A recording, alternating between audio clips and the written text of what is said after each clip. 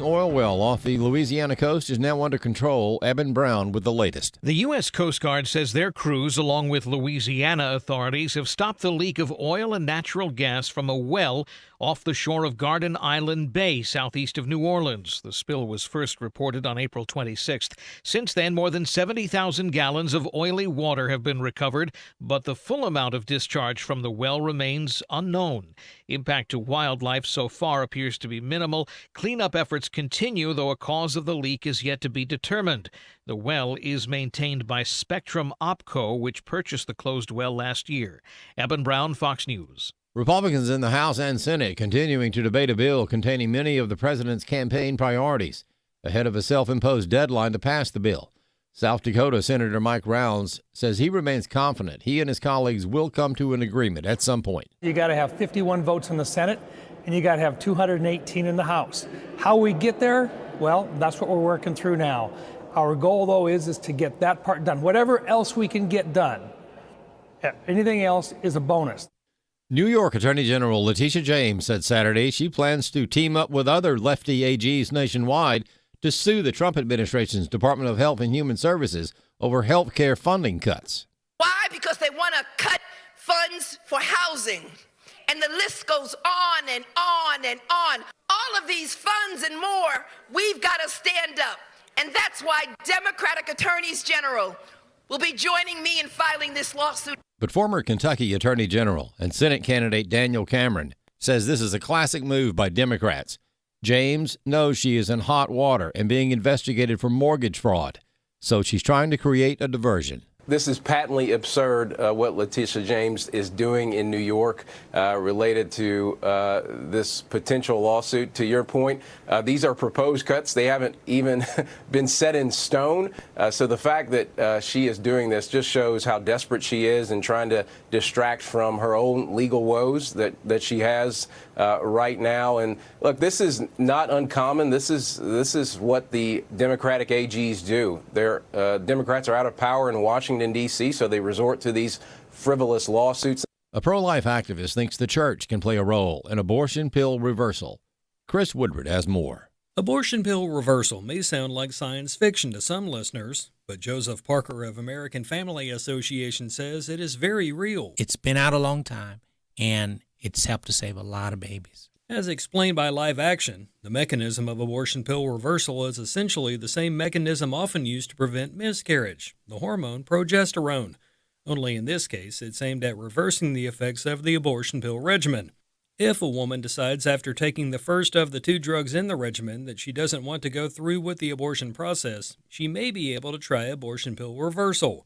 The window in which a woman can change her mind and try the abortion pill reversal is limited to around 72 hours after she's taking the abortion pill.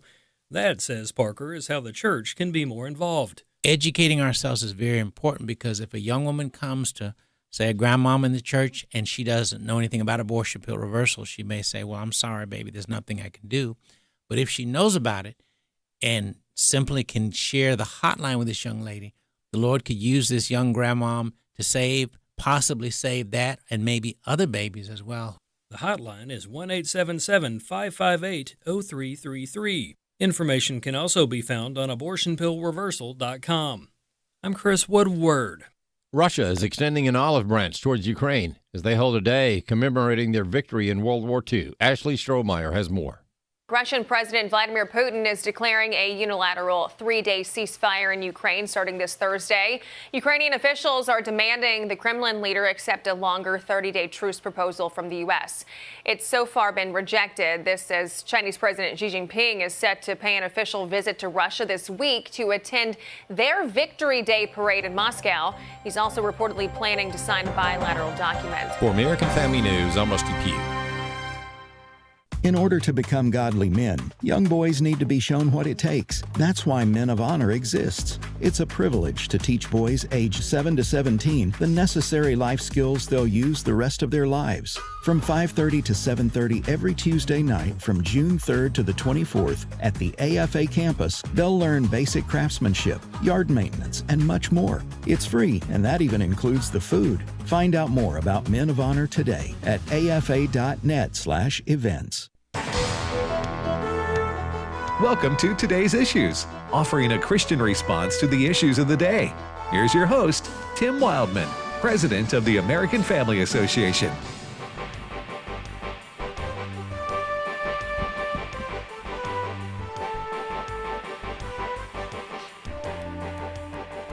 Hey, good morning, everybody, and welcome to Today's Issues here on the American Family Radio Network. Today's Issues, the name of this show, Monday, May the 5th, 2025. And joining me in studio is Ed Vitagliano. Good morning, Ed. Hey, good morning, Tim. And Chris Woodward. Good morning. Chris donning the plaid. Yes. I try to wear the opposite of Jordahl, so that way you get a mix of fabrics. I would start calling you Chris Plaid Woodward. Starting tomorrow, Steve's all Paisley, so we're Plaid and Paisley. That's kind of hard to say. Plaid and Paisley. Yeah, there you go. That's not easy to say. Plaid and Paisley. Plaid and Paisley. We're a tag team. Yeah, and then Wednesday we're going to become a professional wrestler. Ladies and gentlemen, in this corner, Plaid and Paisley. Steve's like a foot taller than me. All right. But he can toss you. He can throw you at the other guy. That's their shtick. It's a surprise. It's shock and awe. You can remember Mutt and Jeff, right? Yes. Because it's Mutt Plaid and Jeff, Paisley. I hadn't heard that. That was a comic strip. Wasn't it a comic strip back in the wind? I think it was probably like in the 40s. And I know when I was in high school, and I don't know you remember doing this, laying on the floor reading the Sunday comics. Mm-hmm. Of course, we weren't Christian growing up, so we didn't go to church on Sunday. So I can remember laying Sunday morning, laying on Mutt and Jeff among others. Wasn't one of them tall, one of them short, or something? Yeah, that was. All right. I'm usually the short one.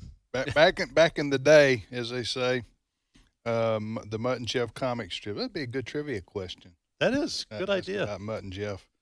All right, so we hope everybody had a nice weekend, and we've got a lot to talk about. In fact, at the bottom of the hour, we're going to have a guest who has, get ready for this, she is from our area here in Northeast Mississippi, and she has handwritten the entire Bible. Handwritten? Yes. I just learned of this last week. We were discussing this with, do you remember the context of what we were discussing? Well, I don't remember the context, but it was a day that Wesley was on the show and Ray Pritchard, and Wesley talked about having written the gospel according to John. Right. And Galatians, I think it was, and Ray mentioned he's done some similar things. Yeah, so then I was talking to one of our staff members, and they said, hey, my mother-in-law has written the whole Bible. And I said, what? And I said, would she be willing to do a radio interview with us about this? Because I just find that fascinating. I've never, ever met anybody that's handwritten the entire Bible. And so Marguerite Robison is going to be on with us, and she'll be joining us at 10:30. Have you ever talked to anybody or knew anybody that handwrote the whole Bible? No. My goodness, that would be a monumental undertaking. Jerome well, did. He translated That's it been into a while Latin. ago. Yes. Translated it into Latin. So this wasn't a translation, obviously. She just hand copied it, and we'll No, talk she more translated it into Southern English. Well, then the number of questions I have for her have grown. Y'all need to repent. Get right with Jesus. Chris is on to it right there. That's the audio version. Y'all don't come Chris down just had. right now. Devil's got you. God's through with you. Ain't kidding you. Heaven, you want to go to heaven? It is we better stop before we get better than a breakfast with biscuits and gravy. Guys, we better stop right there. Okay. But it's funny. Yeah.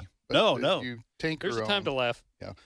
Anyway, at least I didn't send out a tweet with me pictured as the Pope. Who would do that? That's crazy. Wait. This just in. Oh, all right. Sorry. All right. So, all right. Listen. So we have we've called this good Trump, bad Trump, right? Trump, President Trump, he does things that no other president has ever done. Correct. And oftentimes that is a good thing. Right. And sometimes it's puzzling. Let's just say puzzling. Puzzling, and you scratch your head. He and the White House sent out a meme. Do you call that a meme? Yes. It was it was an image, at least. Was it Friday or Saturday? When was this? It was over the weekend. Okay, and it had President Trump's face imposed around as the Pope. Correct. Because the Catholic Church will be selecting a new pope after the death of Pope Francis. And a lot of people thought that was disrespectful, including you. Yeah, no, I think that was disrespectful. Yeah. And no, listen, folks, don't email me. I won't read it if you do. No, I'm just kidding. No, that's you don't mess with people's faith in a disrespectful manner. I'll say, especially in the Christian faith. So, however, I understand that sometimes you think something's a good idea, and it seems funny at the time, and somebody sends it out, and then later on you go, oh, maybe I shouldn't have. Listen, that's why I run things past my wife. If I have any question at all, do you think this is a good idea? And she'll go, no. Funny in the house. Yes. Between two people, but it's not funny for public consumption. That's right. Exactly right. Yeah, a lot of, especially Catholics, were bothered by that. I was reading that. Anyway, that's. Any other president ever done anything like that you can remember? Oh, I don't know. You don't know? Well, I mean, we have technology now that allows you to put your face, Yeah. Oh, yeah. But I don't ever remember JFK sending out something at him as an imam. Oh, no. Can't say I remember that either. Yeah. So I don't know. Anyway. I will say that Trump's, which the White House did say it was a joke. He's not the only person in office to do something similar in recent days. For example, Senator Mike Lee, who, as I understand it, is a Latter-day Saint or Mormon, because Marco Rubio currently holds like 6 jobs in the Trump administration, yes. And he therefore wears many hats. Mike Lee put out an AI-generated image of Marco Rubio as the Pope and said he does wear many hats, and it was a picture of Marco as the Pope. So Trump's not the only one to have done it, but Mike Lee's not the president of the United States. No, I'm not saying it's not blasphemous. If he had put his face on Jesus, I'm talking about President Trump, that's blasphemous. This is disrespectful to Catholics, and Catholics let the White House hear it, and so bad Trump. Yep, good Trump, bad Trump. I will say this: just like there's good Ed, bad Ed. That's what I'm saying. So you would say this shouldn't have done that. No, I shouldn't have done it. All right, next story. Bad idea. All right, Chris Plaid, Woodward. All right. So while Democrats continue to make Kilmar Albrego Garcia into this wrongly deported Maryland father, a number of news outlets, which now includes USA Today, have done stories on how Kilmar Albrego Garcia is not a good person, and therefore the Trump administration was in the right for deporting him, right or wrong, without due process. And speaking of due process, we'll perhaps get into that later in this hour. But I've got some audio now, and this was obtained by USA Today, which is not a conservative news outlet by any stretch. But USA Today, of all news outlets, had audio on Friday of Garcia's wife in 2020 talking to a judge. She went to a judge to request protection from her husband based on alleged abuse that was going on at home. Don't take my word for it. Clip 1. He grabbed me from my hair and then he slapped me. And then the neighbor, he didn't know what to do. He didn't know what to react. I have pictures of the evidence, all the bruises, because even on Wednesday, he hit me around 3 in the morning. He would just wake up and hit me. And then last Saturday for my daughter's birthday party, before I went to my daughter's birthday party, he slapped me 3 times. And then last week I did call the police. My sister called the police because he hit me in front of my sister. Now, to go with this, on Friday, there were also news reports which included video evidence of what appeared to be Garcia behind the wheel of a vehicle that police say may have been used in human trafficking. So the Trump administration and some news outlets are saying this is not a good man, and Democrats look foolish for going to bat for him as much as they are. Well, and they were all in, and this is the problem. my mom would have said, don't put all your eggs in one basket. And you don't want to, and the Democrats put all their eggs in the Abrego Garcia basket. Mm-hmm. And now if this guy turns out to be bad news on a number of different fronts, starting with what appears to be a consistent pattern of, let me just say, just for safety, alleged domestic violence, okay, starting with that, then the Democrats are going to be in, they're going to have more trouble in terms of the way the American voters look at that party. Now, let me just ask you this. Has the government produced sufficient evidence to demonstrate that Garcia is a member of MS-13? The government claims that he is and therefore should have been deported, while courts and judges have said he was wrongly deported or it was a mistake. Now, early on, the administration did kind of acknowledge that perhaps it was wrong to deport him. But now, in recent days, especially as more and more stories go by, I mean, hardly a day goes by without hearing about him doing something wrong. Because, President Trump in the interview talked about the tattoos on his knuckles. Yes. And saying that the images there are known to stand for MS-13. Like there's a marijuana plant that stands for M.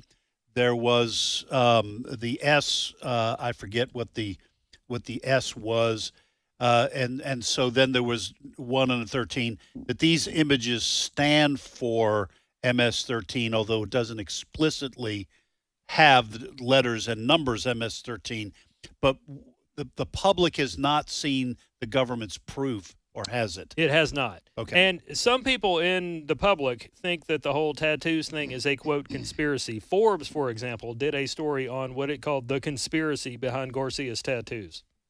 So even that's being debated. Well, anyway, so at the very least, we have Garcia's wife, and we have audio claiming domestic violence. Yes. Which is one of several instances, because the audio I just played is one situation of a few news reports claiming that he abused her at different times. And so we also don't have proof yet of the human trafficking. I'm not defending the guy. I'm just saying what we know right now. Yeah, it's Democratic being alleged, Party, reportedly, police say kind of stuff. But the Democratic Party has kind of gone all in to defend this guy, and as a result of that, criticize the Trump policy. Right. I think that the Democrat Party, too, they want trials for all these people and lawyers. They want to lawyer up for thousands and thousands of people. Billions. And, yeah, Trump was talking about that the other day. And you're talking about going an impossibility. You just can't. Yeah. Again, remember, these are non-citizens. Right. So, I mean, when you enter into a country and you're there without citizenship, you're there illegally, and you know you are, sometimes you don't have a lot of claims. Right. You know what I'm saying? That people are going to listen to. Right. So, anyway. President Trump was on Meet the Press over the weekend to talk about issues like Garcia and the Constitution and due process. And some people are taking exception to his answers here. I've got some audio from the president himself, clip 7. A big emergency right now is that we have thousands of people that we want to take out, and we have some judges that want everybody to go to Some court. of them you appointed, sir, including That's all right. 3 on the Supreme Court. They change. I mean, it's unbelievable. It's unbelievable how that happens, but they do change. Don't you need to uphold the Constitution of the United States as president? I don't know. I have to respond by saying again, I have brilliant lawyers that work for me, and they are going to obviously follow what the Supreme Court said. Now, Democrats were quick on Sunday to pounce on the I don't know if I have to uphold the Constitution, because the oath of office itself swears to uphold the Constitution. I think he's still kind of answering her previous question there. Yeah, that's a lame attack on the president. It's clear what he was saying. And look, here's the thing. You're in an interview situation. The interviewer's interrupting you, and there's back and forth. Sometimes you don't get a chance to finish your thought. I think the president is clearly saying that he doesn't know how much of the due process protections of the Constitution, which protect U.S. citizens, how much of those due process protections exist for people who are here illegally or who have committed crimes and need to be deported? And it's unfair of the Democrats. What do you expect? They've got really nothing of their own except to sit back and take pot shots at the president. So, well, we wouldn't have as much of a problem if Biden not let millions of these people pour into our country. Right. And what about that? Yeah. What about that due process? Yes. Yeah. The American public never got any due process when he let 10, 11, 12 million people? Yeah, nobody's quite sure of the exact number. And many of them gang members and cartel and sex traffickers, abusers of children. I mean, this. I don't know why the Democratic Party is taking its stand on this issue. Right. I think they would have been smarter to go after maybe the tariff policy, where at least people are nervous about it. Right. But I don't think the American people are ambivalent about the issue of save gang members. Yes, that's ridiculous for the Democratic Party, but they're all in. Right. Yeah. Now, media has done its best. Mainstream media has done its best to try to help Democrats out here. But people like Fox News legal editor Greg Jarrett say the problem with the media is that it itself does not understand things like due process. Clip 8. Yeah, deportations are not a criminal process under the meaning of the Bill of Rights and the Fifth Amendment guarantees of due process. That's the point that I think Trump's lawyers had made to him. Removal is based on people who are here illegally, not because they're charged or convicted of crimes. And the U.S. Supreme Court recently ruled that they are entitled to notice and a right to challenge removal, but that is typically done on an expedited basis before an immigration judge who is not part of the judicial branch. They're employees of the Department of Justice, so that's not the same as the standard due process that people are entitled to in regular courts of law when charged with crimes. That's the point the president was trying to make. So the term due process here really gets conflated and confused. It's not the same thing. I just think that when they are going and ICE is going and scooping up all these people, and it hasn't even been close to the millions that came in. That's what Tim was mentioning. But that expedited due process, if it exists, and the Supreme Court has said they have a right to at least be questioned, the questions should be, who are you? Where did you come from? Did you enter the country illegally? Can you produce a visa? And if they say no, you say, okay, you're going home. Gavel, next person. I mean, where did you come from? Yeah, where did you come from? Cotton Eye Joe. What's that? Cotton Eye Jose. Cotton Eye Joe. I get it. Okay, I get that. That's Cotton Eye Jose. Yeah, I like that. Where did you come from? Where did you go? You know what? President Trump is not a constitutional lawyer, and he's answering the question like plain folks do. Yes. And he went on to say there that people elected me to get the bad guys the blank out of the country. Right. Right. Yes. We did get that out. And he was right about that. And so he's not so concerned about, the minutia of it. Right. He Biden let all these people in, and he wants to get them all out. Yes. Basically, that's and the American people want them out. Right. They voted for this. They don't want them abused. No. Beaten on the way out or anything. But they got to go back where they came from. Right. So you're listening to today's issues on the American Family Radio Network. That's the name of this show. Coming up in a few minutes, we're going to talk to a woman, Marguerite Robison, who has handwritten the entire Bible. You're right. And so if you want to feel bad about your Christianity, you just stay tuned. Yeah, what did you do yesterday? You know what? You're a loser. And no, I'm just kidding. No. I'm just kidding. She was just doing this for her own edification. That's right. And all right, go ahead. But that is, I will say, that is funny. Yeah. When someone does something tremendous like that, you immediately take stock of your own life. Right, You just go, what have you done? Even have I- comparable. Yes. Huh? Go ahead. One more Trump story. And this is one of those things where it sounds like, sometimes now in the news cycle, you hear a story and it sounds like a Babylon Bee story, but it turns out to be legit. Right. In this particular case, we have it on our website. I just posted it on our Today's Issues Facebook page. President Trump says he is directing his government to reopen and expand Alcatraz, the notorious former prison on a California island in the San Francisco area. We have some audio of President Trump talking about this. It is clip 10. Just an idea I've had, and I guess because the judges, so many of these radicalized judges, they want to have trials for every single, think of it, every single person that's in our country illegally, that came in illegally. That would mean millions of trials, and it's just so ridiculous what's happening. And it's long been a symbol, Alcatraz. It's a symbol of law and order. Now, it may be a symbol of law and order, but Alcatraz, to my knowledge, closed in the 1960s. So it's probably not up to museum. Right. I mean, it's literally, you can go visit it. Yeah, it's a tourist destination. Yeah. You have a guide, and 10 of you walk around with the earphones in, listening to the guide talk about the different. So that people who were Al Capone slept here. Al Capone did. There was a couple of great movies. Yeah. Escape from Alcatraz, wasn't that Clint Eastwood? That was Clint Eastwood, and then Birdman of Alcatraz was Burt Lancaster. Dr. Ray Rooney corrected me this morning in our meeting. I thought that Clint Eastwood was in Birdman of Alcatraz, but he was in Escape from Alcatraz.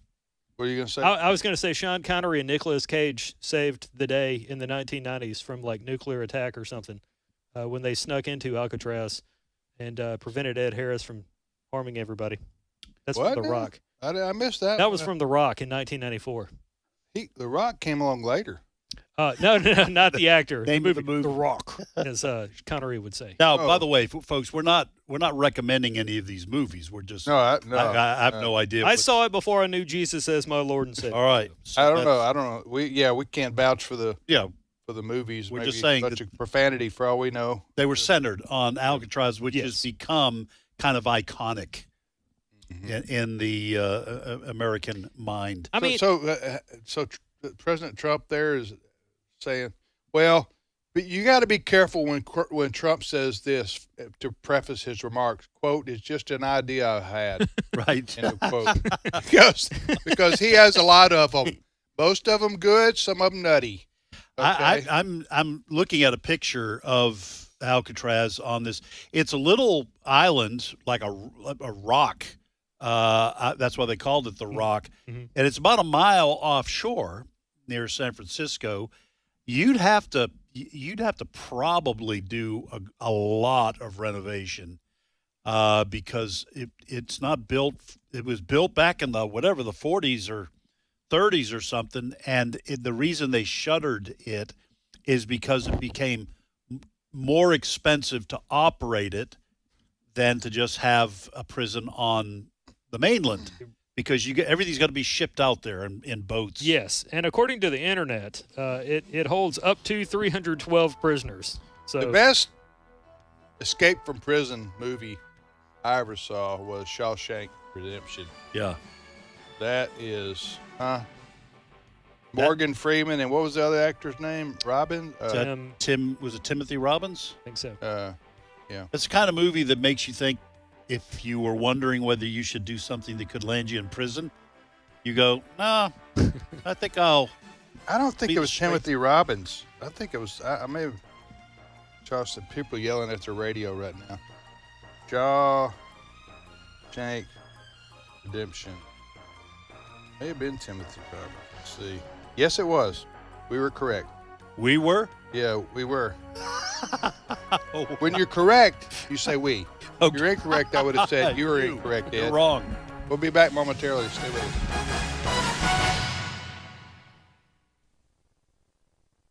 It's my turn.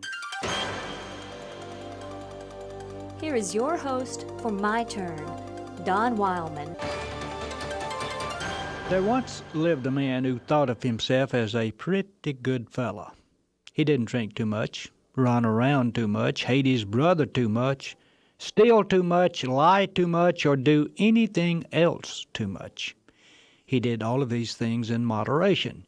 You see, it was his theory that everything was all right in the proper dosage. One day this man died. After a period of sleep, the man awoke. He found that he was in a strange place, but it seemed to be such a nice place. Ah, he said to himself, so this is what it's like here. Real nice indeed. Looking around, he saw that everything was so beautiful. He noticed that he was resting in a most comfortable bed, and that others were doing the same. Looking to the side of the bed, he noticed a man standing there who was dressed in a uniform. He asked the man who he was. "I am your servant," the man replied. "Whatever you want, it is my job to supply it."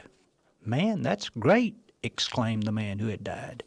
"Hey, this is real living. Say, servant, how about bringing me a little bottle of booze? Don't bring me a big bottle, just a little one. I don't like to get tight, you know, just feeling good." Well, in a flash of time, the servant handed the man his bottle of booze. "Say, servant," added the man after getting the booze, "how about bringing me a dame to go with the bottle? I never like to drink alone." In an instant, his wish was fulfilled. When he asked for some soft music in the background, his wish was immediately granted, and the air was filled with beautiful music. Well, it continued like this for the man day after day, day after day. When he ordered to smoke, he had no more than gotten the order out of his mouth until it was fulfilled. When he ordered something to eat or drink or wear, it was instantly provided. Whatever his wish, it was fulfilled immediately. After about a week of living in his new environment, one day the man made a startling discovery. And after making his discovery, he made this statement: "Man, this is heaven. Real heaven. Just think, everything I ever wanted. And I did pretty well what I wanted to do on earth. I pity those poor, stupid fools who think they have to live like a preacher or something in order to get here. They're missing it on earth. They could really live it up on earth if they only knew that they could still get here anyway." So on and on went the pleasure of the man who died. Day after day, week after week, month after month. After living like this for several months, he became disgusted. Soon he became completely disgusted when all of his wishes were fulfilled and none refused. He begged the servant to refuse a wish, but the servant would not. Finally, he turned to another man who had died and remarked, "You know, if I had known it was going to be like this here, I would have rather gone to hell." The other man responded, "And where do you think you are?" Heaven, you see, isn't getting everything we want. This has been My Turn with Don Wildman, a production of the American Family Association. Have no fear of them, nor be troubled, but in your hearts honor Christ the Lord as holy, always being prepared to make a defense to anyone who asks you for a reason for the hope that is in you. Yet do it with gentleness and respect, having a good conscience, so that when you are slandered, those who revile your good behavior in Christ may be put to shame. 1 Peter 3:14 through 16. American Family Radio. This is Today's Issues. Email your comments to comments@afr.net. Past broadcasts of Today's Issues are available for listening and viewing in the archive at afr.net. Now, back to more of Today's Issues.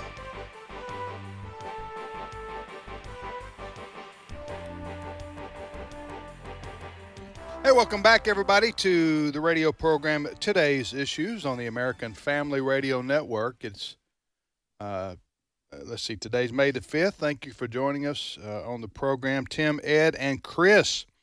Well, I mentioned before the break we were going to talk to a guest in studio and who has handwritten the entire Holy Bible. And joining us is Marguerite Robison. And Marguerite, welcome to our program. Thank you. Thank you for having me. Is this the first national radio interview you've ever done? It is. Well, you're doing wonderfully so far. Yeah. You haven't embarrassed your family there so far. That's doing great. Now, Marguerite, you live what, 20 minutes from us here at the studios, right? Right. I learned last week. Here's how this happened. Where we invited Marguerite to come on. We were doing one of this show, and I think Ray Pritchard and Wesley Wildman, one of my sons, were talking, and something came up about handwriting the scriptures, and Wesley mentioned that he had handwritten two the books of the Bible. Yeah, the Gospel of John and the book of Galatians. Yes. And after the show, I got a text from one of our staff here who said, hey, my mother-in-law has written the entire scripture. And I said, well, will she be willing to come on and do an interview with us? Because I've never met anybody. Right, me either. And Marguerite said, yes, she would. So here we are. Tell us how, first of all, let me see your hand. Is it crippled? No, your hands are working perfectly fine. The reason I'm joking around, because that much handwriting would cramp a hand for life, you would think. But, all right, so how did this come about? Tell us. Well, I decided to write it in July of 2021. I'm an early riser. I always enjoyed reading the newspaper first thing of the morning. Right. But there was articles in the paper that I was disappointed in. Right. I canceled my subscription. So actually, to be honest, I needed something to do early in the morning, and I thought, this will surely help. I had heard Dr. David Jeremiah say everyone should copy the book of Romans. I did that. I continued on each book of the New Testament. I said, well, let's start in Genesis and see how far I get. Yeah. So started with the book of Romans. It's suggested by David Jeremiah. Right. How long did that take you to? And you've got it right here. You brought it to the studio, right? Part of it. Part of it. Okay. Mm-hmm. How long did it take you to write the Romans, book of Romans? Do you remember? I don't remember precisely. Okay. But okay. Well, then let me ask you this. I guess it's kind of hard to say hours because, I mean, you did it in days, right? But how long in days did it take you? Did you write most every day? I missed 3 days in 3.5 years, and I was out of town. I'm disappointed that you missed your 3 days. I'm not sure what we're going to do about that. But anyway, go. So you have to understand, most of what he's saying is tongue in cheek. I warned her. You did. You warned her. Okay. I warned her before the show. So 3 days you missed in 3.5 years. Correct. So, but it took you 3.5 years. Yes, writing 45 minutes to an hour a day, something like that. With a pencil or pen? Pen. Okay, a pen in a just a regular notepad. I mean, 8.5 by 11 notepad. This is discarded notebooks that my grandson had discarded, partially used. Yeah. Had I known I was going to finish this, I would have written it in a pretty journal. Yeah. But they're all colors, partly used. Did you? Are you gonna? You need to make copies of? Have you made copies of this? No, I haven't. Well, you need to because you need to preserve the hand copy. Yeah, you need to hand copy your hand copy. I mean, that's what I mean, even if it takes you 5 more years. No, and I think what I'm saying is I can put it in a copy machine. I'll do it for you because that needs to be preserved. If you spill coffee on that, for example, or something like that. Go ahead, Ed. Well, I was just going to ask, how difficult was it? Obviously, you did these chapters and books that I'm about to ask about because you did the whole Bible. But how hard was it going through some of those passages where there's all the names in Hebrew or the Hebrew names, I should say, and those are hard just to read them, let alone to diligently copy those. How hard was that to do those kinds of sections? It was very challenging. There was times I would think, why are you doing this? Just quit. But I said, no, I will continue on. I did cheat a little on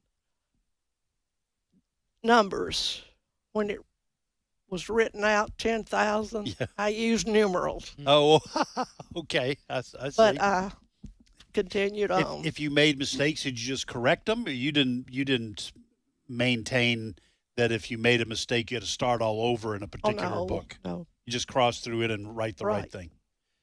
We're talking to Marguerite Robison. She lives here in the Tupelo area, and I found out she's a mother-in-law of one of our staff here, and I thought, well, wow. She wrote the entire Bible out longhand, and it took her 3.5 years, she says, and I said, we got to talk to her. Right. So we invited her into the studio, and she agreed to be on. Go ahead. I will say this. When I pastored for a long time, and when I would prepare my sermons, I would handwrite the passage that I was preaching out of. And sometimes I would think, well, why are you doing this? But there was something about writing it out. As I'm writing it, I'm praying and asking the Lord to give me insight into this passage. So what was your motivation, other than the fact that David Jeremiah said it would be good to do this in the book of Romans? Was this just an exercise of worship, or did you pray as you read? Were you just trying to go through the entire Bible like some people will read it, but in a way that forces you to pay attention? Why were you doing this? As I mentioned earlier, to be honest, I was wanting to fill up some morning time, but I felt like the Bible would be the place to spend it. Yeah. And as you said, writing the scripture out, I understand the context much more than just reading.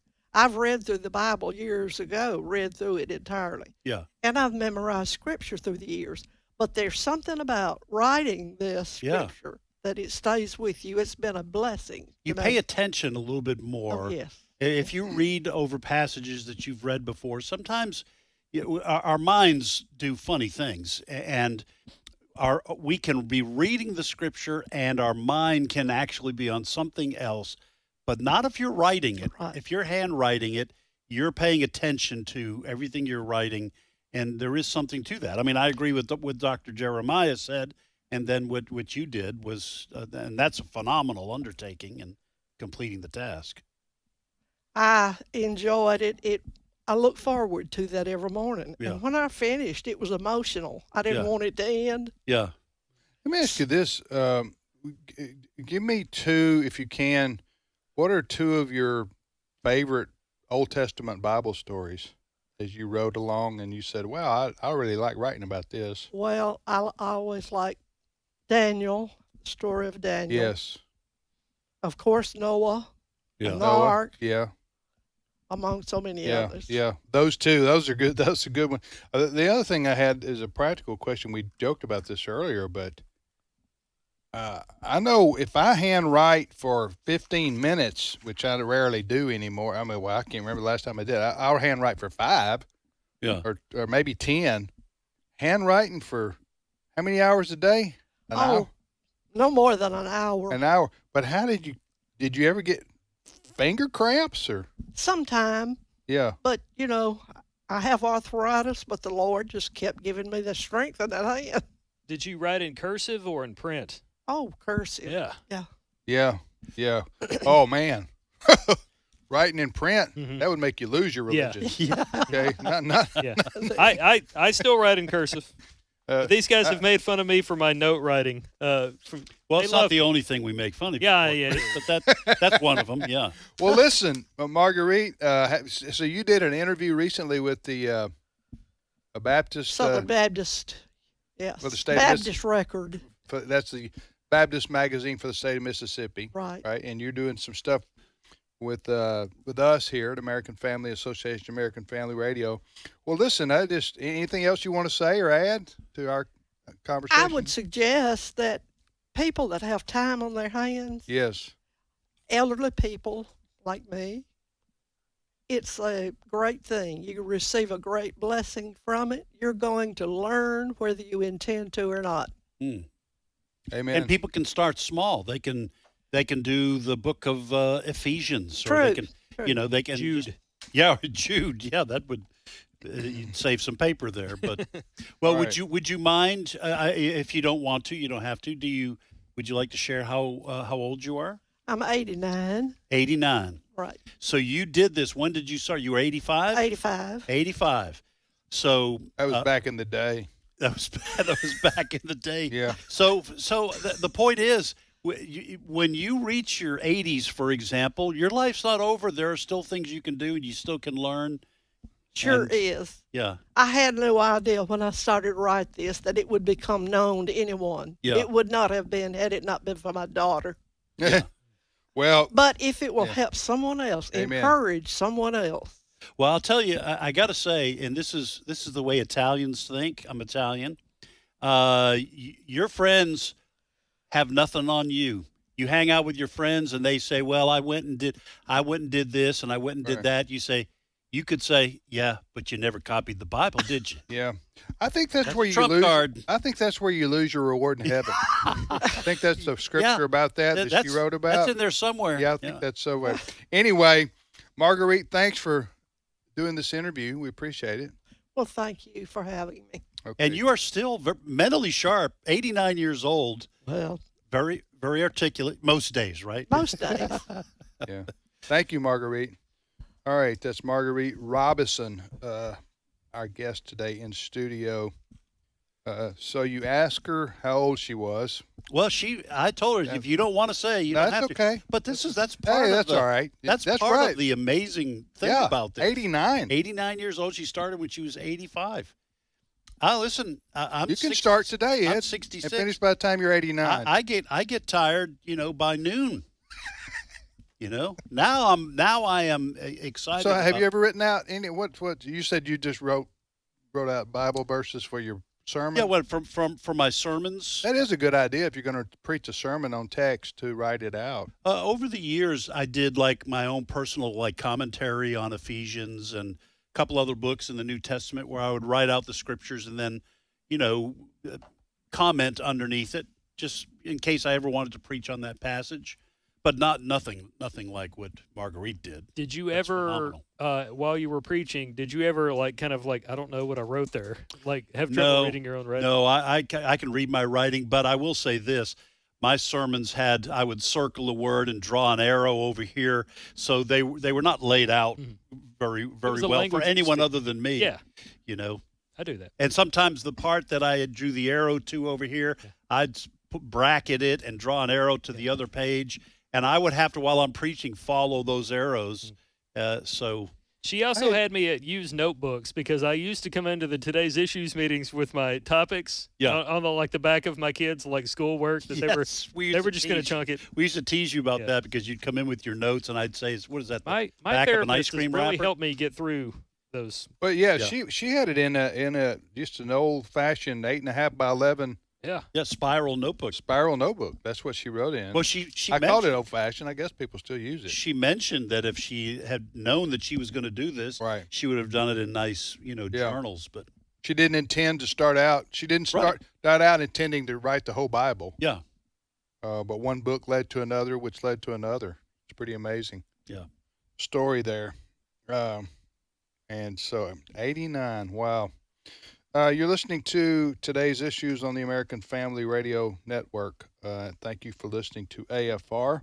Next story, Chris. Well, when you read the Bible and perhaps write down what you read, you will learn a lot from God about his plans for the people of Israel and the nation of Israel. And Israel is a country we still hear about a lot in the news, due in part to countries like Iran not wanting Israel to exist. President Trump, since he's re-entered office, has been trying to sit down with Iran to come up with some sort of peaceful solution to this whole Iran nuclear program. Let's go back to the Obama-Biden administration. They wanted Iran to be able to have some nuclear capabilities with the promise they weren't going to do harm to Israel and U.S. interests. Obviously, a lot of people disagree with that idea. And so people are concerned that maybe Trump is going to allow Iran to have a nuclear weapon. I don't think that's what the president intends. But I've got some audio of newly confirmed ambassador to Israel, Mike Huckabee, who said to Fox over the weekend there's really only one peaceful solution to this issue. Clip 13. I hope talks can result in something where Iran completely walks away from nuclear ambitions and realizes that both President Trump And the Israelis have said you're never going to have a nuclear weapon. The sooner they understand that, the better. Well, I don't want to see Iran have nuclear weapons. I don't know anybody who does, unless they're oriented towards terrorism or the elimination of Israel. Hopefully, Iran will come to the bargaining table.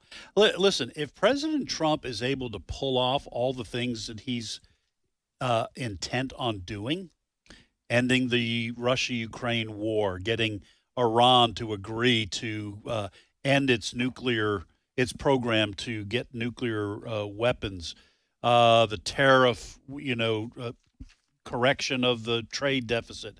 If he can pull all this stuff off and get rid of all the illegal immigrants, all those things that he set out to do, this will be an extraordinary and transformational presidency. And these are all good things.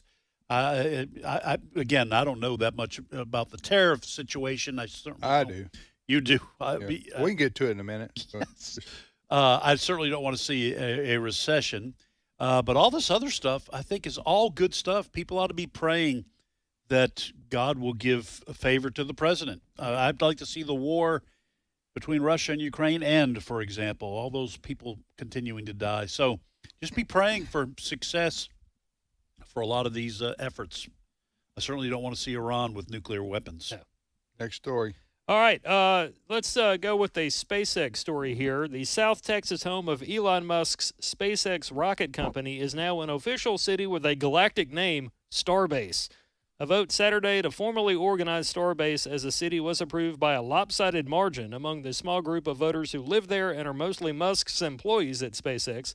With all the votes in, the tally was 212 in favor, 6 against, according to results published online by the Cameron County Elections Department. Long story short, McAllen, Texas, is going to be the home of something called Starbase, where you might see some Elon Musk SpaceX rockets take off from, similar to how you guys might have watched rockets take off back in the 60s and 70s. I don't know. Is that a crack about how old we are? No, I'm trying to sounded like it, relate it to something from something the space it's the old people. Yeah, no, I understood what you were doing. You remember that, Ed? Don't you? You remember Apollo 4? Back in the old days when Neil Armstrong set foot on the moon. Listen, Elon Musk is the guy everyone made fun of in school. Mm-hmm. He's the prototypical nerd. And this is revenge of the nerds, because almost everything that guy sets out to do, he accomplishes. And what is Starlink? Is that what you were? Yeah, his internet company. But no, and what's the name of this space? Oh, SpaceX. No, the name of the town. It's in the McAllen, Texas area. Muskburg. Cameron County, Texas, in the McAllen, Texas. No, but you area. said what was the name, Chris, of the town that was created? Oh, Starbase. Starbase. Yes. Okay. I'm just telling you, that is the nerdiest thing ever. What are we going to call it? We're not going to call it Rose, Texas or something. Yeah. We're going to call it Starbase. You know what? So Elon Musk probably go back to his high school reunion. What have you been up to? And play Toby Keith's "How Do You Like Me Now?" Yeah. Yeah. Starbase. Right. How do you like me now? I was the nerd. Yes. Now you people want to work for me. That's right. And I not only create companies, right, I create towns. Yes. Out of nowhere. Yeah, right. From scratch. I go rescue people from outer space. Yes. What do you do? Exactly. People stranded for 9 months. Yeah. What your daddy do? Interestingly enough, keeping it with space for a moment, on this day in history, May 5th, 1961, Alan Shepard Jr. made a 15-minute suborbital flight in the Freedom 7 spacecraft, becoming the first U.S. astronaut to travel in space. Yeah, but it was only suborbital. And he wasn't an influencer. Did he get out of the thing like Katy Perry and kiss the ground? I think he landed in the ocean. He was an actual astronaut. He was a brave man. Sorry to put it this way, not one of these chicks that went up into space. Ooh, be careful. For 15 minutes and came down and claimed to be astronaut. Let me ask you this: to make you an astronaut. If Ken Ham or somebody with like a creation ministry, if they were to come to you and say, "Hey, we've got the funding, we've got the vessel," would you go to space? I'd say no. I don't want to. You mean me personally? Either one of you. No, I'd say no.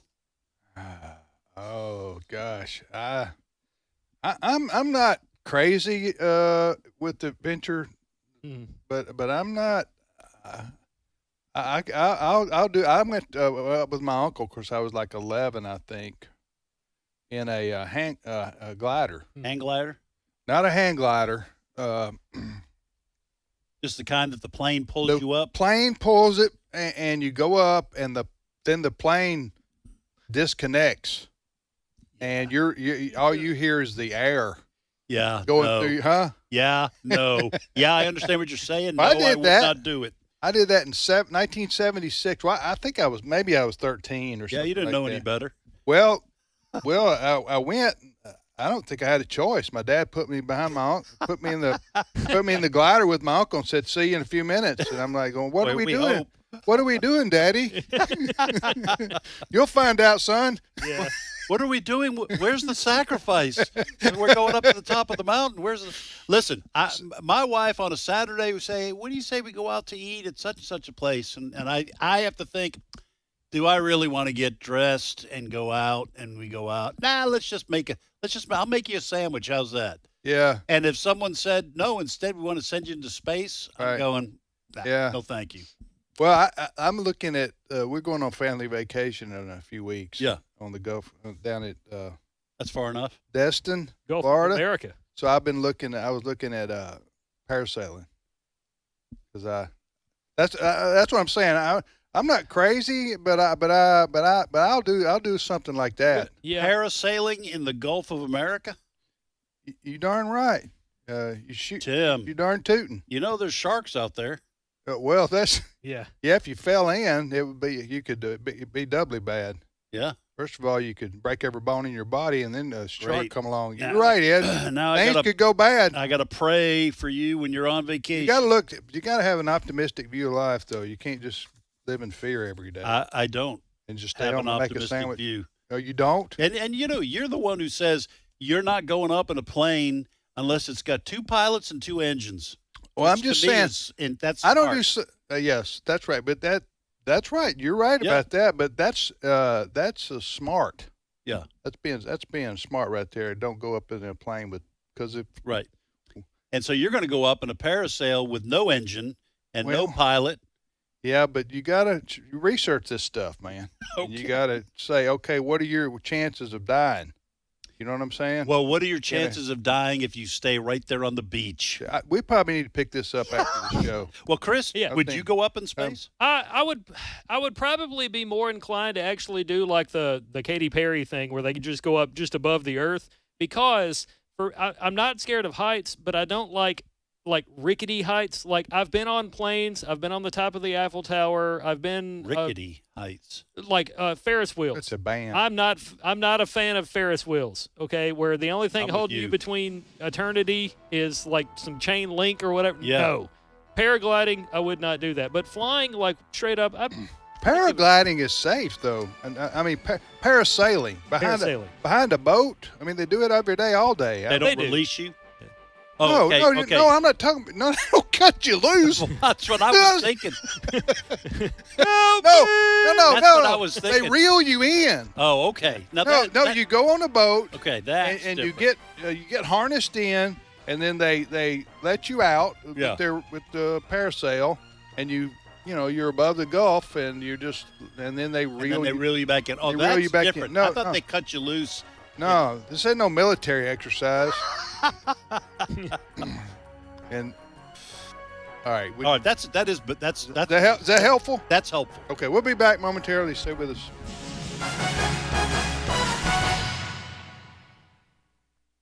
The views and opinions expressed in this broadcast may not necessarily reflect those of the American Family Association or American Family Radio.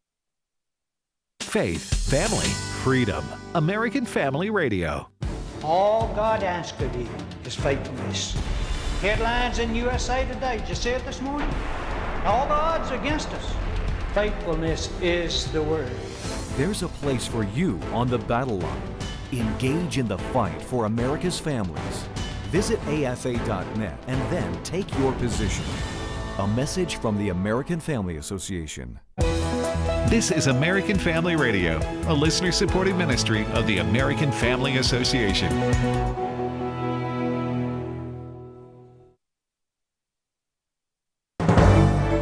American Family News, I'm Rusty Pugh.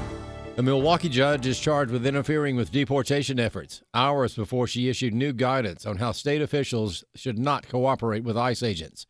Garrett Tenney in Milwaukee with more. Under this guidance, if state employees are instructed to ask for the agent's name, their badges, why they're there, have them take a seat in the waiting area while the employee calls their agency's attorney. If they can't get a hold of the attorney, the employee is supposed to tell the ICE agents, come back another time. Notably, the state employees are also instructed not to answer any questions, not give any access to files, and not allow the agents to enter any non-public areas. It was sent out just hours after Milwaukee County Circuit Judge Hannah Dugan helped an illegal immigrant evade ICE arrest at the Milwaukee County Courthouse. The FBI arrested Dugan a week later. During an interview with NBC's Meet the Press that was taped at Mar-a-Lago and aired Sunday morning, President Trump was asked whether Americans and non-Americans deserve due process under the Constitution. Trump said, A big emergency right now is that we have thousands of people that we want to take out, and we have some judges that want everybody to go to Some court. of them you appointed, sir, including That's all right. 3 on the Supreme Court. They change. It's unbelievable how that happens, but they do change. Don't you need to uphold the Constitution of the United States as president? I don't know. I have to respond by saying again, I have brilliant lawyers that work for me, and they are going to obviously follow what the Supreme Court said. Fox News legal editor Greg Jarrett says the problem, especially with the media, is a lack of understanding of the meaning of due process. Yeah, deportations are not a criminal process under the meaning of the Bill of Rights and the Fifth Amendment guarantees of due process. That's the point that I think Trump's lawyers had made to him. Removal is based on people who are here illegally, not because they're charged or convicted of crimes. President Trump seemed to put an end to speculation that he could seek to go beyond a second term in the White House. President Donald Trump said on NBC's Meet the Press that even though some want him to continue in 2028, I'm looking to have 4 great years and turn it over to somebody, ideally a great Republican. Who might that Republican be? The president said you have to start with Vice President J.D. Vance. I think he's a fantastic, brilliant guy. Marco is great. There's a lot of them that are great. He named no one specific beyond Vice President Vance and Secretary of State Rubio, adding at just over 100 days into his term, it's far too early to say who'll come next. Gernal Scott, Fox News. An immigration reform organization is giving the Trump administration high marks when it comes to immigration and border issues for the first 100 days of his administration. When Donald Trump reached the 100-day milestone last week, many commentators expressed their amazement at how much the president accomplished in that short window of time. The Federation for American Immigration Reform says in the first 100 days, the Trump administration has taken historic and decisive steps to strengthen border security and interior enforcement, restoring the safety of American communities and the value of American citizenship. Under the Biden administration, over 10 million illegal aliens were allowed into the country, and the Trump administration is delivering on its mandate to reverse that crisis, restore the rule of law, and secure our borders. Ira Millman is media director for FAIR.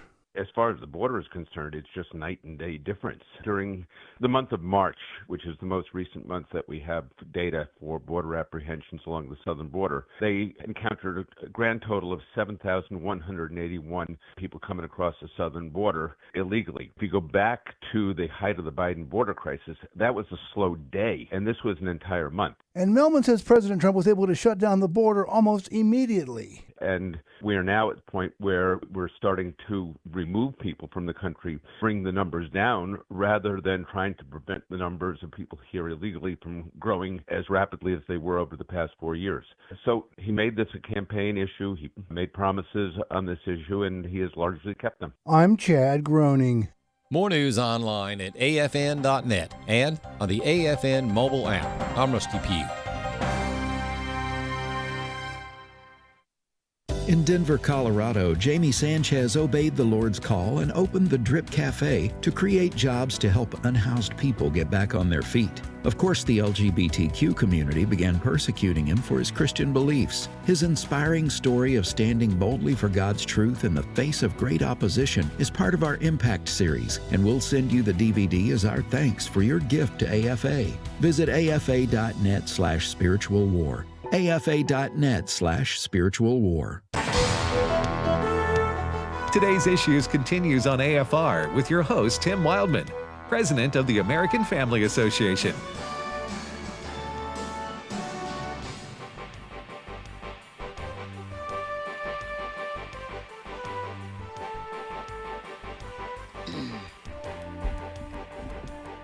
Hey, welcome back to Today's Issues on the American Family Radio Network. Tim Wildman here with Ed Vitagliano, and now Steve Paisley-Jordahl joins us. Good morning, Brother Steve. Good morning, everybody.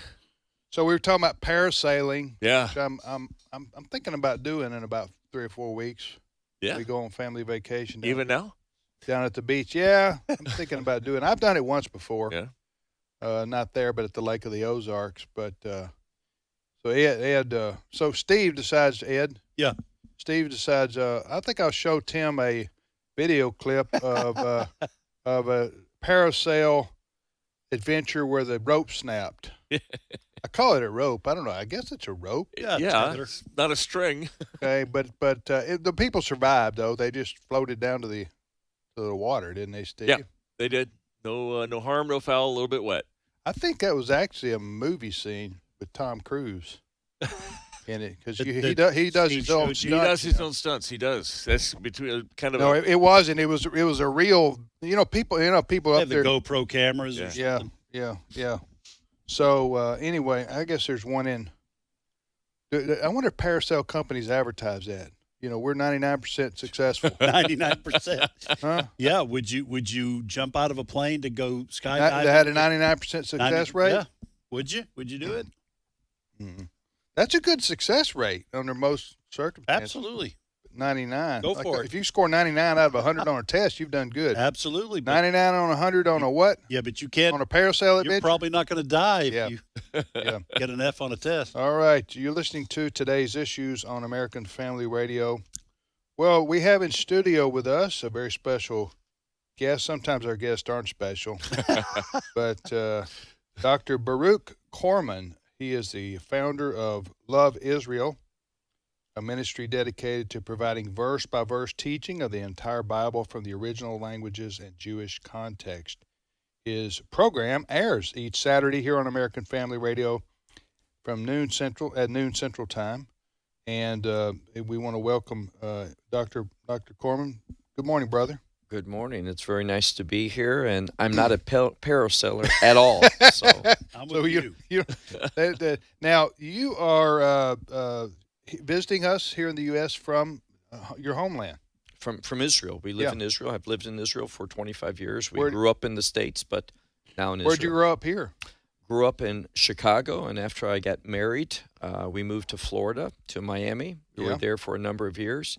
But as I said, for the last 25 years, we've been in Israel, 5 years in the Galilee, in the town called Tzfat, and now in the southern part of Israel, not far from Gaza. We're about 25 kilometers, 14, 15 miles from Gaza. Now, why did you move from the U.S. to Israel? Prophetically, we see in the scripture that God has promised. It's not by accident, it's not by coincidence, but God has promised as the last days approach to bring the Jewish people back to the land. And I just had a call, a strong desire, don't know why, but to go to Israel. I think it's prophetic. And so we uprooted our family, and went to Israel in 2000 and been there since. When you say your family, how many of you were there? Well, there's my wife that went initially begrudgingly, but she went, and our 3 children. Begrudgingly? Whoa. How'd you handle that one? Honey, listen, can we go out to dinner tonight? There's something I need to tell you. Well, she made a mistake of saying something. She said, I'll agree to it, but we have some debt we need to pay off, and we need 1 year of living expenses. Right. and all the expenses to move over there. And that was a lot of money, more money than we have experienced for several years coming in as far as income. And I was working as a congregational leader, but also I worked in financial services. And 2 days later, I got a call, and a person said, I'm not happy with who's handling my money. Would you consider? And I went over and met with him. Make a long story short, he decided to move his portfolio to our company, and the commission that I received was significantly more than that my wife's minimal requirement. So that was a sign to you that God was blessing your. Don't challenge God, do you? I took that to mean he was Right. he was blessing. It was his will. Yeah. I didn't tell my wife. I waited for the commission to come in and everything. And I called the moving company. I began to get the plane reservations. And then I sat down and I showed her our bank account, showed her the tickets, showed her everything. I said, Amen. we're moving on this date. And that's 20-something years ago. 25 years ago. I have to ask, if you're living near the Gaza border, where were you on October 7th? Were you anywhere close? We were actually at a conference. I was in Venice. The conference was going to be in Italy. So we were not there. Our children were all there. Anywhere close to where all the horrible stuff happened? 15 miles away. Oh, my gosh. So we woke up. We have what most Israelis have. It's called Seva Adom, which is the alerts that rockets are coming in. And my wife and I sleep differently. She's a very light sleeper, as most men are. We sleep really good. Right. And she was awakened with her phone just going ballistic. And soon thereafter, our daughter called us and said, we're getting rockets every few minutes. The sirens are going off and such. How old are your children? They're adult children. They've all been through the Israeli military. They've all served in the military. So our youngest is 28. That's who we were talking to. Our oldest is 34. So how does it work in terms of citizenship? Your children were born over here. They live over there. Do they become dual citizens?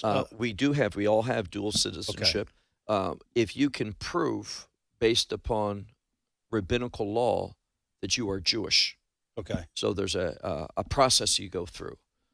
If you are verified that you are of Jewish descent, therefore you can return to Israel under what's called the law of return, and you are given immediately citizenship, soon thereafter a passport, and you are full Israeli citizens. Okay, so this is a question I've always wanted to ask someone, and now I have an opportunity. Okay, so with the the dispersions of the Jews under various circumstances, I guess the most recent being the war between the Jews and the Romans, so whatever, 2,000 years ago. Can Jews prove which tribe they come from? No. All those records were lost in the destruction of the Second Temple, as you pointed out, by Titus in 70 A.D. So there's no way for that to be proven based upon what tribe you're from and such. So how do we prove ourselves? Right. The main document is called a ketubah, which is the wedding document. So before a rabbi, and it's really not the rabbi, but it's what's called a bet din, a rabbinical court, prepares the wedding document, they verify that both people are Jewish. Yeah. They do it in a variety of ways. If you have your parents' ketubah, that's a good sign. Yeah. That's a good proof. So you prove that you're Jewish.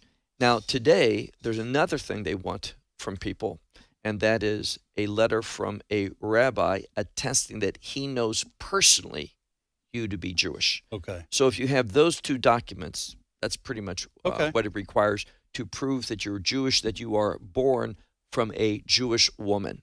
The man does not determine. Now, biblically, there's a lot of evidence that it is the man that determines the Jewishness. Yeah. But under Jewish law today, if your mother's Jewish, you are Jewish. So it depends upon the mother. Are any roadblocks thrown up if you're a Christian?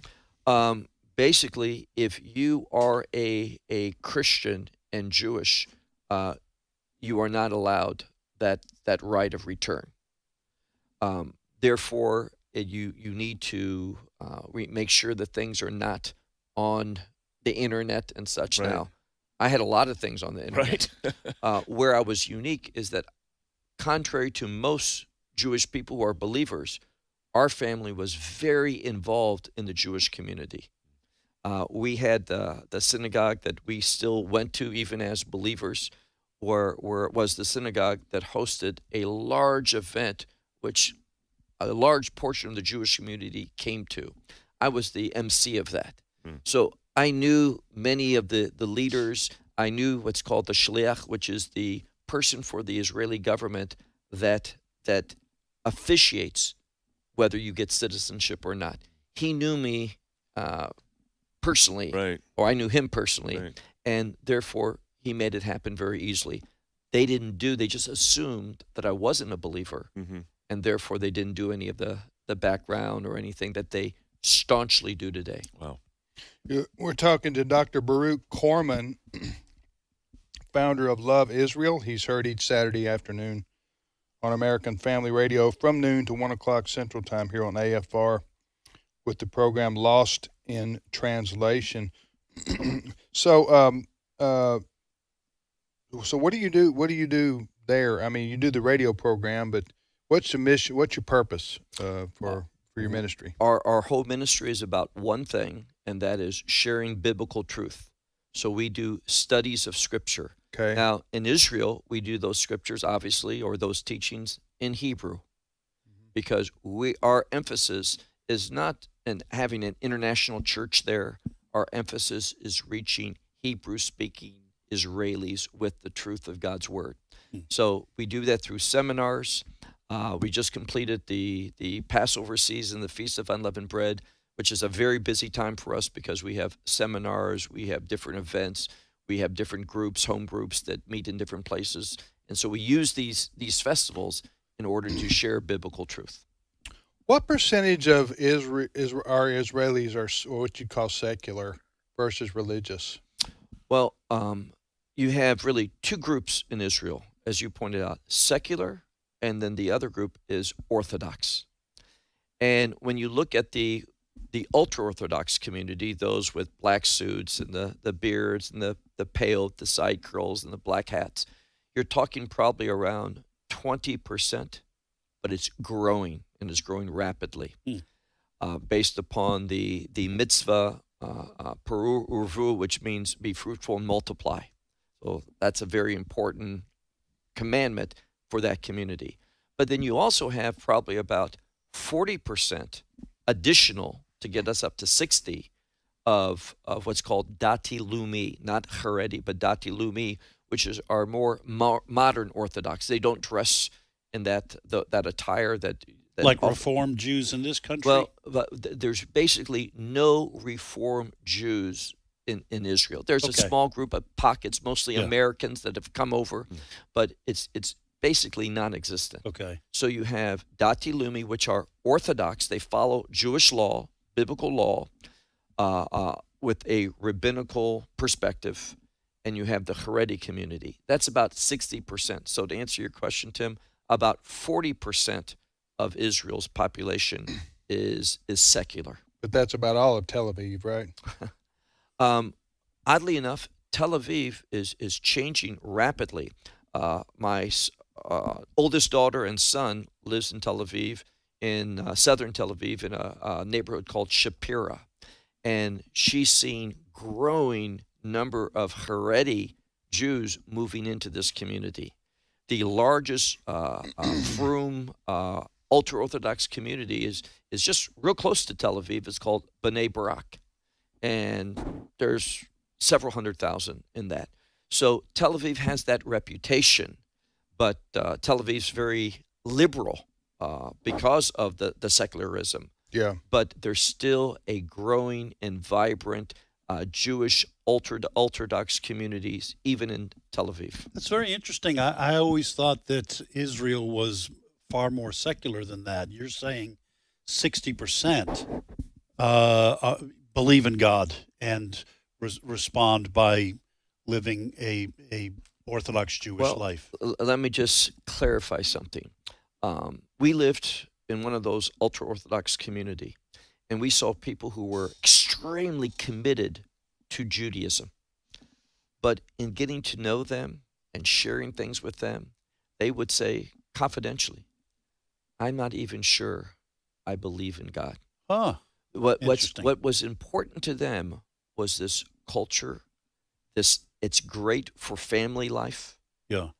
This was very important to them. They were very committed to Orthodox life. They enjoyed the community, the benefits of the community, the lifestyle, but not necessarily all of them believe in God, or that's the motivation. Very interesting. Steve, fascinating. Do you have any further? I am fascinated by it. In fact, I've heard your program, and I love listening to it. It's just fascinating, the delving into the Hebrew language and what we miss as just if just a reader of English Bible. I miss so much. Well, lost in translation. That's the name of your program. Yeah. Yeah, so thank you that's for right. that. I appreciate those kind words. All right. Well, Dr. Baroo Corman has been our guest, and we thank you for your ministry and appreciate you stopping by and visiting with us while you're in town here in studio. Well, American Family Radio has been a great blessing to us. We have seen our audience increase, our donor base increase, and it's directly related to when we began on your network. So we're very thankful for that opportunity and privilege to be part of your family. Thank you, Dr. Corman, Dr. Baroo Corman. You're listening to Today's Issues on the American Family Radio Network. Steve, what's your what story you have? Thank you. I just wanted to, let's start here. Yesterday was May the 4th, the Star Wars Day, right? May the 4th be with you. May the 4th be with you. Well, you know what that makes today, right? May the 5th. May the 5th. Our president has a message on this May the 5th for us, Cut 15. My fellow Americans, tu Presidente Favorito, and I wanted to wish you a very happy Cinco de Porto. Cinco de Porto is a tremendous day to all of the illegals, gang members, drug traffickers, human smugglers, and all around bad hombres. Te vamos a sacar de nuestro país, or as I call it, we're getting you out of our country. MS-13, we're getting you out. Tren de Aragua, we're going to get you out, or we're going to put you in Alcatraz. We'll call you Tren de Alcatraz, because we want to reopen Alcatraz. All my beautiful people, they said to me, sir, they said, senor, why do you want to reopen Alcatraz so badly? I said, mi hermano, I got to tell you, you look at it, it's called The Rock. It's named after me. It needs to start acting like it. We are going to rebuild it so beautifully and so strongly and so greatly. We will make Alcatraz great again. Okay, Steve, you better hurry up. And that wasn't really that Trump. That is funny. Yeah. Cinco de Porto. Cinco de Porto. Because today's Cinco de Mayo. Cinco de Mayo, right. That was a gentleman named Sean Farash, who I love this guy. He's we can tell very much a Trump supporter and apologist. Got a good head on his shoulders, and he does a great Trump. So every so often I like to bring him in and hear what our president, almost president, is saying. I mean, he didn't say anything that President Trump really wouldn't say, right? probably pieced together things he has said. By the way, Cinco de Mayo, it's not like their Independence Day. It's a victory over some army, wasn't it? Cinco de Mayo, second victory. I think, yeah. Anyway, it is not their Independence Day. Right. I'm not sure what. So for all our Spanish-speaking listeners or Hispanic individuals, happy Cinco de Mayo. Yes. Oh, that's today. Today. You should be getting a special Mexican food. Yeah. Right? Special prices on, huh? No, yeah, I don't know. They may have a Cinco de Mayo special. They might. Go ask. We have a Mexican restaurant right on the corner up here. Oh, we have 27 right around. So we're close. Anyway, I like that guy. That guy's funny. Like you said, they parachute Dollar Generals up everywhere. But if you got an empty building for more than 2 months, they're going to put a Mexican restaurant in there. It's going to happen, and it'll do good business. All right, so Steve. Yes, sir. Are we going to take over Greenland? Well, it depends on who you talk to. This is what the president has been saying, and a lot of people are a little bit nervous. Some of the headlines I saw said Donald Trump doesn't rule out invading Greenland amid World War III fears. I'm not sure that it's quite to that level, but I will tell you, I'm looking for what he did say on this. Let's listen to the president. This is what he said. Let me just say this. This is really the president. Yes. This is not the guy who impersonates him. No, this is really the president, and this is what he said when asked about Greenland, cut 12. They think we are going to protect them, and really we are. But the truth is, they don't carry their full share, and it's unfair to the United States and our taxpayers. But you are not ruling out military force to take Greenland. I don't rule it out. I don't say I'm going to do it, but I don't rule out anything. No, not there. We need that. We need Greenland very badly. Greenland is a very small amount of people, which we'll take care of and we'll cherish them and all of that. But we need that for international security. There's a lot of nervous fishermen in Greenland right now, Ed. Yeah. What's going on there? Look, I love President Trump, and I mentioned in the first hour he is knocking it out of the ballpark in several areas. But there is no way we're going to war. We're not taking Greenland. And the fact that he wouldn't rule it out, listen, that's you don't say that, okay? If I was in a conversation with my wife and she said, do you rule out ever having an affair and being unfaithful to me? I don't say, well, I'm not going to do it, but I don't rule it out, okay? You just don't say that because it implies that there is a certain set of circumstances where you would be unfaithful. And for the president to say, I don't rule out taking Greenland by force, he would split the Republican Party right down the middle, probably would get impeached, and MAGA would disappear as a political force. I don't think he should be even implying that. He should say, of course not. That's the right answer. You say, of course not. But if Greenland would like to become a part of the United States, we would cherish the people of Greenland and protect it. That, to me, is the right way of saying it. The president has said this same line about just about anything he's been asked for with regard to military. Are you going to bomb Iran? Well, I'd be stupid if I told you if I was or not. I know. That, to me, that's different. But anytime you talk to him about strategy and a military context, he has always said, and I'm not going to rule anything out. I'm not going to tip my hand. I don't think anybody, I don't think anybody as of last term would think he'd be anywhere close to doing that. It's very confusing. I think it's very why don't you just say no, not with Greenland? I agree. Greenland's not the same as the situation with Iran. I wish I could do a really good Donald Trump voice and just say, of course, we're not going to invade Greenland. That's not what America does. The American flag symbolizes freedom. It's not going to symbolize taking your land and your stuff.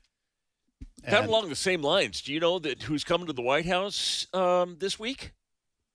Mark Carney, the governor of the 51st state of America. He's going to be meeting with Donald Prime Trump Minister this week. Carney. That's right. Is he? He will be at the White House this week. Does he come as friend or foe? Well, I don't know. We haven't ruled out a military takeover of Canada either. Anyway, folks, I think my mind. I think the Canadian Prime Minister, what's his name? Mark Carney. Mark Carney. I think he's going to call Zelensky to see how things should go at the White House. Maybe. How do I approach? How do you think I should act while I'm there? Okay. All right. Thank you for listening to the program today, everybody. We appreciate it and hope you have a wonderful rest of your Monday, and we'll see you back here tomorrow.